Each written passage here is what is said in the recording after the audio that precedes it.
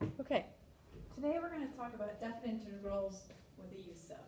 Definite meaning there are specific limits and we need to plug those back in. There's two ways we can do this problem. Two ways, not three. The first way is we'll do our normal u-sub.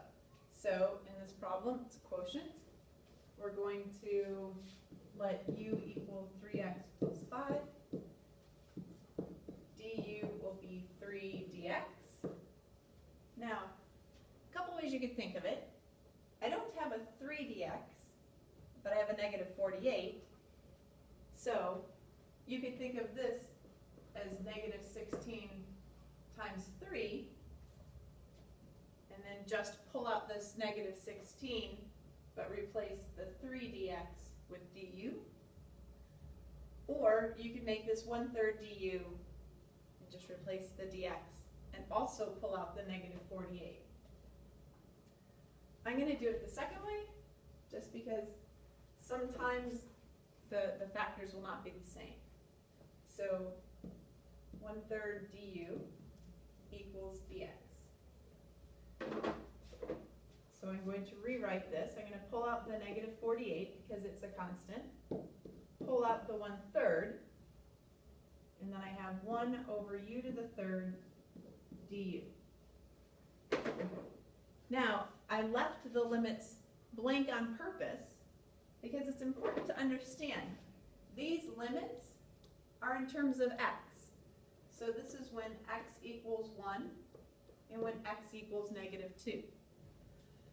So I can't write them in the next step because this is all in terms of u. So let's finish this one. So we'll continue. So we have negative 16 times the integral of u to the negative 3 du. We can take the antiderivative, which would be u to the negative 2 times negative 1/2. And then that is equal to 8 divided by u squared. But u, if you remember, was 3x plus 5 to the second. And now I will evaluate that with the limits that it gave me, because now I'm back in terms of x. So from negative 2 to 1. So now I will plug in my limits using the fundamental theorem of calculus. So we have 8 divided by, plug in a 1, I get 3 plus 5, which is 8. 8 squared is 64. Minus 8 divided by, plug in a negative 2, I get negative 6 plus 5 is negative 1. Squared is 1. So we have 1/8. Or I could make a common denominator here if we wanted. 60, yeah. Actually, it's probably simpler if we simplify first. So we have 1/8 minus 8 over 1. That's the same thing as 64 over 8. So we get negative 63 over 8. Okay, so that is the first method idea is I do my u-sub, I go all the way through, go back to x, and then plug in my limits. The second way or method to do this problem is when I go to u, so here I'm at negative 16 u to the negative 30, I'm going to change my limits. Currently, they're in terms of x. We can change those to be in terms of u. Well, if x is equal to 1, so if x equals 1, then that means u is equal to 8. So instead of the 1, I'll replace that with an 8. If x equals negative 2, then u equals negative 1. And I'll replace that. This down a little. So method 1, do your u-sub, go back to x, plug in your limits that are in terms of x. Method 2, change your limits so that they now are in terms of u. And now, when I go through this problem, change back to the full screen. When I take the antiderivative, I get negative 16 times negative 1/2, u to the negative 2. I'm going to evaluate that from negative 1 to 8.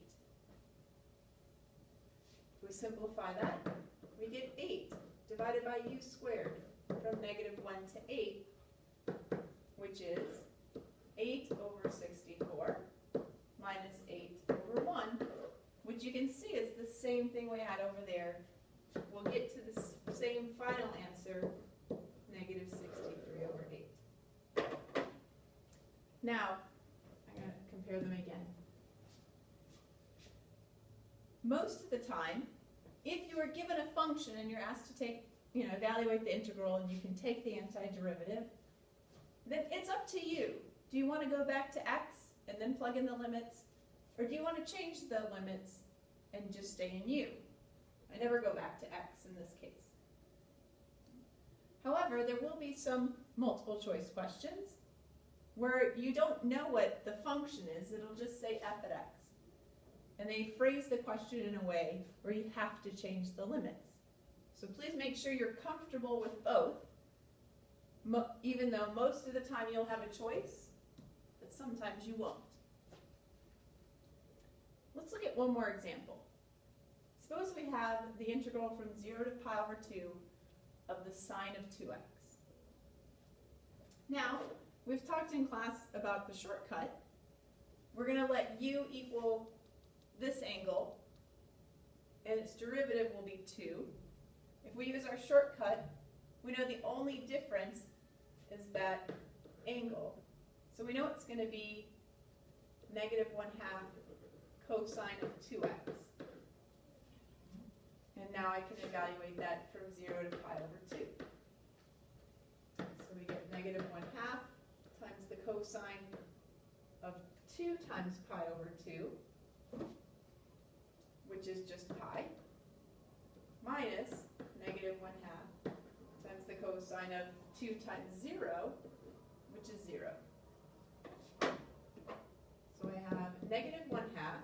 The cosine of pi is negative 1, plus 1/2. The cosine of 0 is 1. So I get 1/2 plus 1/2 equals 1/4. Now, if you don't remember the shortcut, then go ahead and do the full u sub. If we did the full u sub, we would let u equal 2x, du equals 2 dx. I'm going to pull that 1/2 out, and so that we have this is equal to the sine of u, du, times 1/2. And then we can change our limits. So we want to ask ourselves, if x is equal to 1/2, well then u is equal to 2 times pi over 2, so u is pi. And if u is equal to 0, if x is equal to 0, I plug that in, u is equal to 2 times 0, which is 0. Now we can take the antiderivative. The antiderivative of sine is negative cosine, and evaluate that from 0 to pi. So we have negative 1/2 cosine of pi minus negative 1/2 cosine of 0. And we find that we get the same thing, positive 1/2 plus 1/2, which is, okay, sorry, 1/2 plus 1/2 is not 1/4, 1/2 plus 1/2 is 1.